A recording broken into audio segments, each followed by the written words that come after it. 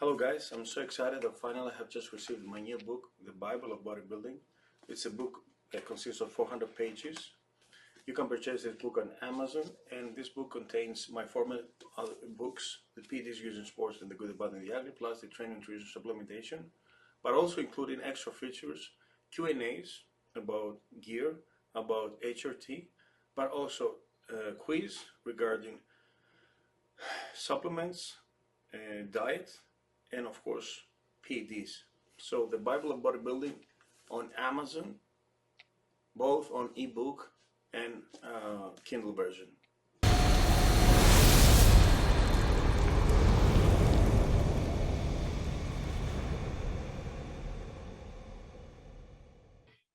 Hey everybody, welcome to Ask Dr. Testosterone, starring Dr. George Poulos, brought to you by his new book. You still have time to get a gift for somebody that you love for the holidays. The Bible of Bodybuilding tells you everything you need to know about training, nutrition, supplementation, PEDs, all kinds of excellent information in there. And if you're buying books and you're on Amazon.com anyway, go ahead and get mine, Real Bodybuilding. And just so you know, I had the title 11 years before Fouad's podcast. I love you, Fouad. Now, all the way from Athens, Greece, please welcome Dr. George Poulos. Hey, doctor. Hello, Ron. How good week? Good. We just wrapped up the contest season. It's almost Christmas. Can you believe it? Yeah.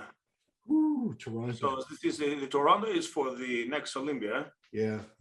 We had a lot of shows after the Olympia. We had a show every weekend. Yeah. Yeah. But you don't know yet the lineup for the Arnold. Will be announced before. Yeah, we're recording this on Monday, December 6th. I bet by the end of this week, it comes out. It gets posted.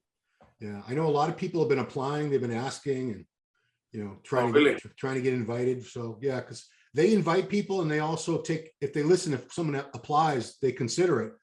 If you can make a good case for yourself, I've done this, I've done that. So this was a Bob Larimell's job, right? It was. I'm not sure who does it now because Bob Lorimer, I don't believe, is the producer of the show anymore. It's a gentleman.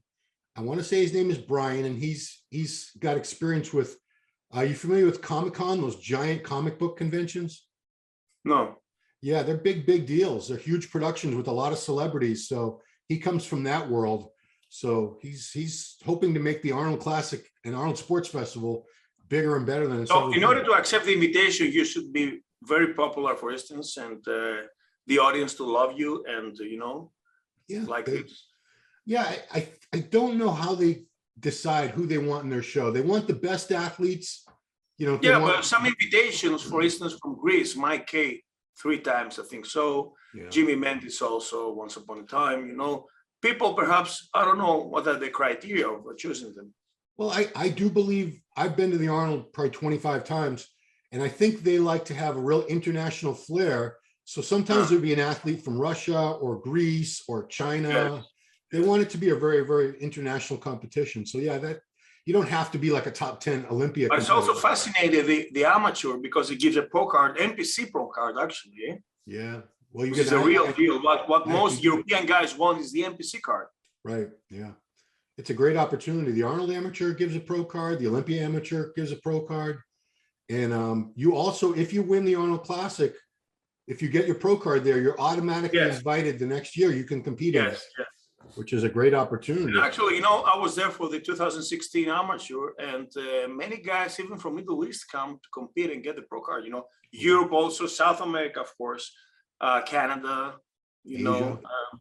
Yes. Yeah, and it's funny because I remember, guys from the US would say, I'm going to do the Arnold Amateur, and they think it's going to be an easy show. It's the most prestigious, Yeah, I said, it's not an easy show. You're going to be up against guys from the Middle East, from Asia, from Eastern Europe, all these places. Egypt, yes. And some of these guys, they're already national champions, but they haven't taken their pro card yet. So good luck. So it could be as tough as the NPC Nationals. Eh? Yeah, tougher. That's where Rolly Winkler turned pro, was the Arnold Amateur. And then he did the Arnold next year. That was his first pro show.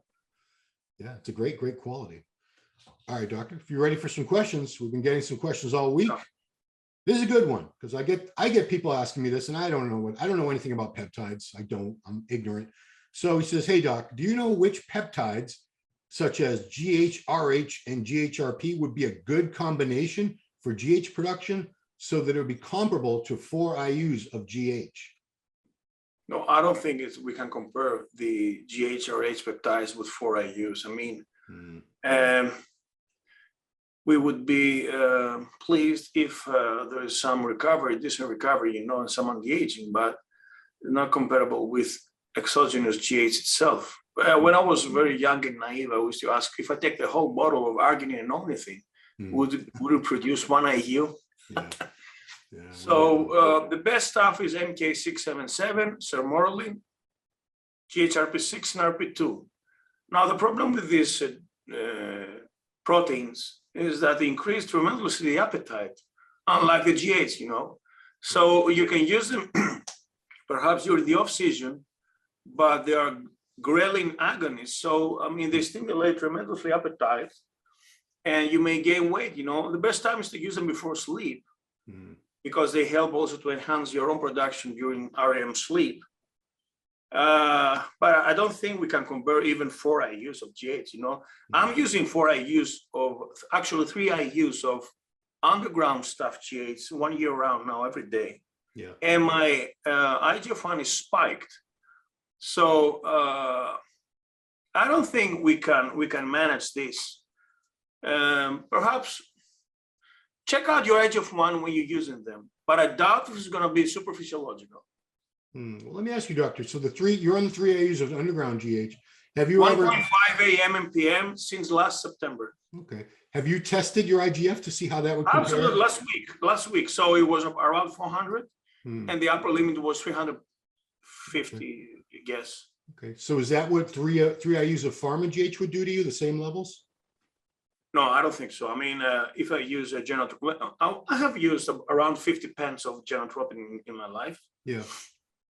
I guess you can reach this perhaps with a lighter dose, but it's the quality perhaps of the material, Okay.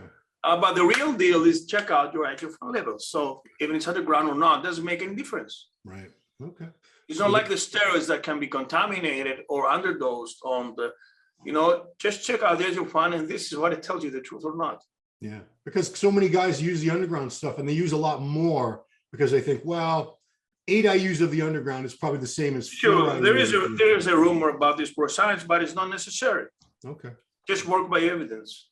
Gotcha. All right. Are you ready for your weekly Gus Poulos question? Here we go. From Gus Poulos. Hello, doctor. I have a question regarding taking orals sublingually. I understand that taking them sublingually bypasses the first hepatic entrance of the liver and goes directly into the bloodstream. With that said, we know the liver's job is to filter out toxins before they enter our blood. So are we doing any other damage by bypassing our liver? No, absolutely not. We just enter the substance faster, rapidly into the bloodstream, like it's been injected. So it resembles the parenteric use, which is the one being injected that does not go through the stomach to the portal vein and then to the liver. So eventually there's only one entrance to the liver instead of 2. I guess this minimizes at 20% perhaps the stress in the liver. Okay, not bad. But most important, you can feel the substance faster, just like when you take a Valium sublingually, you go to sleep in 5 minutes rather than swallowing. And even if you have a meal before, there's some poor absorption. So it gets really fast dissolved over here with the saliva and then with a tiny capillary network, When you have a heart attack, you take nitroglycerin sublingually instead of swallowing the nitroglycerin. That's right. Also, when you have a diabetic hypoglycemic coma and you faint, they put your sugar in your mouth. It's been dissolved with the saliva sublingually before you're being able to swallow this and go to your stomach and then to the bloodstream, Gotcha. It's a gland, the buccal gland. Is that the one that's under your tongue? Is the sublingual gland, yes. Sublingual gland. Okay. The salivary. We have the parotid, sublingual, and submandibular over here. The mandible, yes. Yep. Wow. We still remember all that stuff. Awesome. Okay. All right. Next question Depot has become unavailable in my country, and there will be none until the second quarter of 2022. My options are, number one, Cypionate on the underground. I previously used what is available without ill effect, or two, legit Sustanon 500. Oh boy, I didn't know they had 500. Which would you suggest I use? If Sustanon, which initial regimen would you suggest? I currently take 160 milliliters of Depot, 100 milligrams per milliliter per week. Twice a year, I up this to 250 ml plus 250 Primo or 40 milligrams Anavar for 8 weeks. I would do bloods a month in and adjust, but where should I start if I go with Sustanon? I guess Sustanon is a real deal, but I'm suspicious about 500 milligrams in 1 ml. This is underground philosophy, you know? Yeah, I've never even heard of that. I didn't know, Sustanon 250. I've seen it in like 300, but I've never heard of I've never heard of by any. pharma grade? By pharma grade, I doubt it. I don't know. I mean, I've never heard a T400 is the highest concentration I've But it's ever underground heard. stuff, the T4. Yeah, true. I just wonder how much like alcohol, benzoate alcohol they must have to put in that to get 500 milliliters, 500 milligrams into 1 ml of oil. Yeah, if it exists, it's really painful because it's super dense, very concentrated, you know? Yeah. So it should hurt a lot. And so basically this guy is what is the question? Okay, so yeah, so he wants to switch. He can't get the Depot that he's been using, so he either wants to use underground Cypionate or legit Sustanon 500. I'm wondering, cut it in half, so 250. Okay. So would you do 250 twice a week? What would you do? No, once a week. Start with once a week and then do twice a week. But better to split the dose 250 twice rather than 1 ml of 500. Gotcha. I wonder if he meant to say Sustanon 250, but he's going to do it twice. I don't know. That's somebody out there, leave in the comments if you've heard of Sustanon 500, because this is the very first time I've heard of it. Not that I'm a drug connoisseur, but still, that's crazy. All right, this is a good question. Testosterone booster questions. We got to field some of these. So this gentleman says, I'm a natural bodybuilder. I was wondering, is there any downside or side effects to taking testosterone boosters? I just started using them and didn't know how long to take them for. No, take them, but after a while, check out your LH, your total testosterone, your free testosterone, how it goes. All right, to see if they work or you waste your money, you know? Yeah. Have you ever had a patient that used them and you checked his levels to see what they were doing? Yes, absolutely. Yeah, they work. They work. The point is, this elevation could be remarkable, but it's not enough to make the muscles that you're looking for, you know? It's good for a sex drive. Yeah. It's good for a recovery, perhaps, but not to create some anabolic effect, you know? Yeah, and I know that's as a natural, I know that's what they're looking for. And there's a difference between a guy who maintains his muscles with TRT rather than some guy who has a natural levels of TRT. True. So I've been bodybuilding on and off 20 years with cycles. And now that I'm hypogonadal for the past 5 years, I've been using TRT. So I have a total testosterone of 1,000. Yeah. But it's different for my schoolmate who's natty and has perhaps 1,000.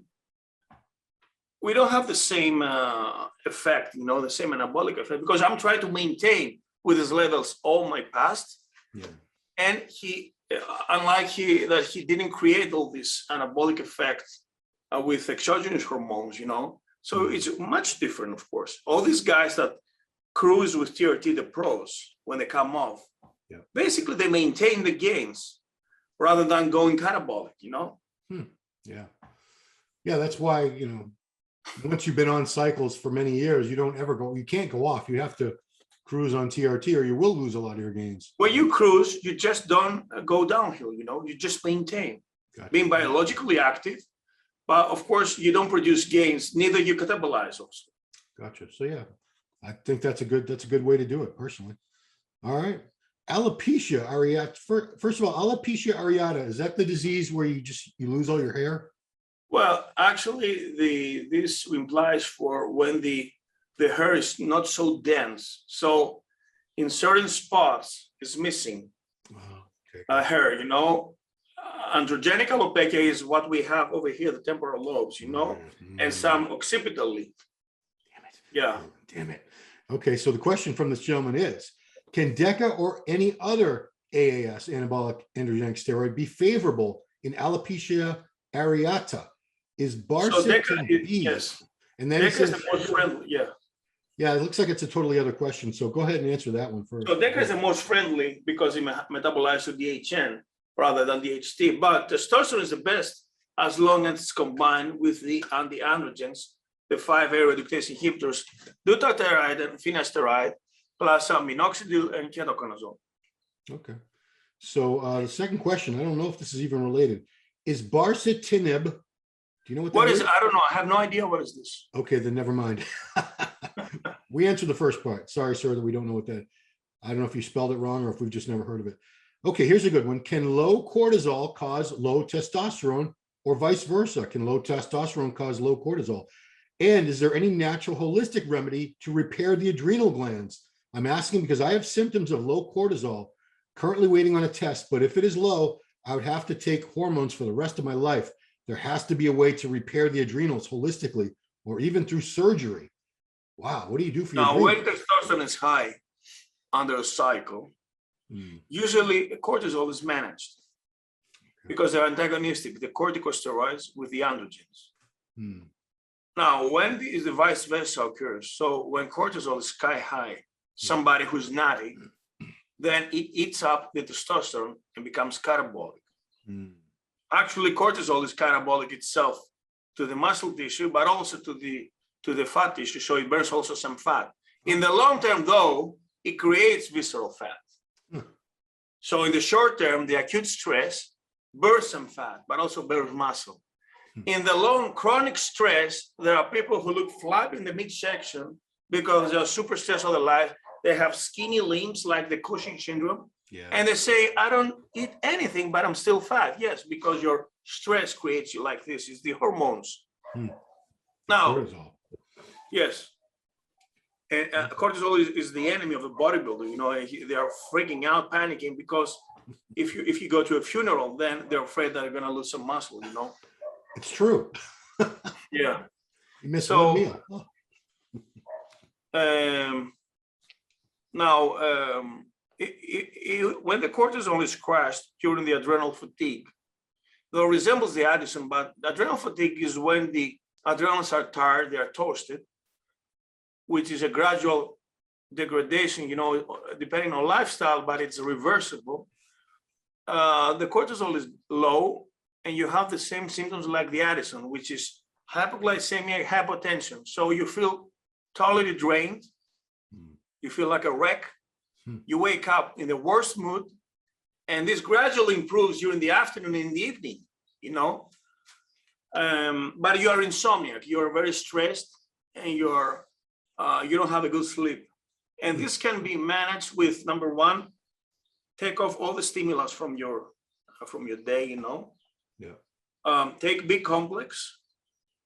Take some herbs that can prevent cortisolemia at night, which is ashwagandha rhodiola, and also take DHEA that improves the adrenal metabolism, you know, it supports.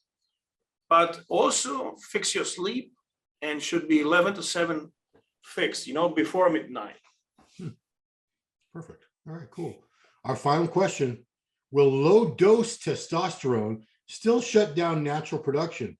I haven't started yet, but I'm waiting on results from a testosterone test, and I think my testosterone may be low.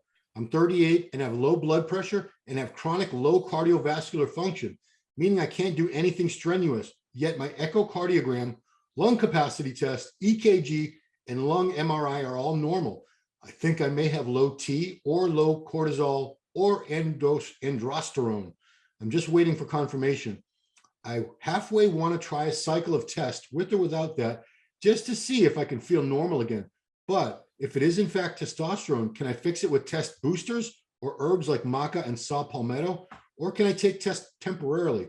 How much can I take before I'm on test for life? Now, this guy, yes, actually, testosterone, injectable testosterone shut off the HPDA from day one because it's the hormone that you produce, rather than the anabolic steroids that cut to a lesser degree eventually and gradually. So if you take Anavar, you're going to have a suppressed 20%. If you take testosterone, you're going to have suppressed 100%. Oh boy. All right? Yeah.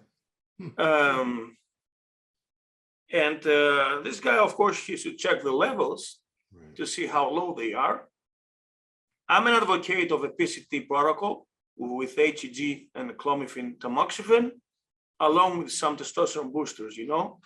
Now, if this guy uses testosterone, he's going to make things worse, because when he's trying to come off from testosterone, he should be dead, you know, since there's no already production. Imagine what if he injects also and then try to come off finally. So if you want to do this, check out your levels. If they are low, then go for life. Perfect. All right, cool. That's all the questions for this week, Doctor.